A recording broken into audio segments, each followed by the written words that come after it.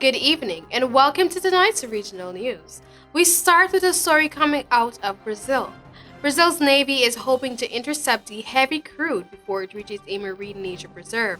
The country's state-run oil firm Petrobras has said that the oil came from Venezuela. Brazilian ships have been deployed to stop a mysterious oil spill from spreading to the Abrojos Marine National Park, authorities said.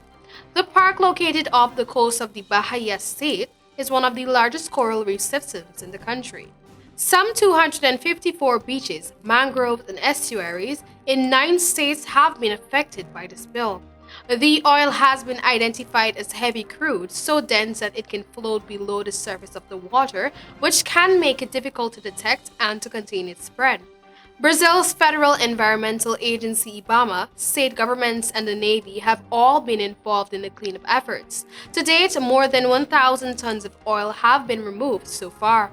The team hopes to spot and retrieve any heavy crude before it can reach the protected area. The government also announced on Tuesday that it would move to prohibit fishing in the affected areas during the months of November and December.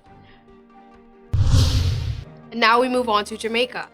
The Jamaica government has signed a new bilateral security cooperation agreement with the United States, US, that will assist in the fight against transnational criminal activities.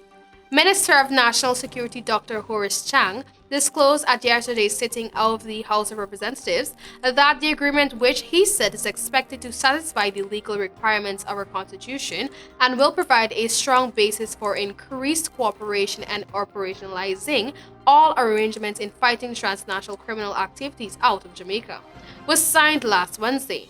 He said a similar agreement with Canada should be concluded in short order. The National Security Minister stressed that the agreement with the United States was pursued with the full knowledge of the cabinet. Chang advised that the new agreement was necessary given the fact that early last year, the Supreme Court found that the existing Memorandum of Understanding (MOU), which allowed for the use of intercepted information in prosecuting members of transnational criminal organizations, was unsatisfactory and inadequate. An indigenous leader, Cristina Bautista, and 4 volunteer community guards have been killed in southwest Colombia. The security forces say that members of a dissident rebel group are behind the attack in the Cauca province.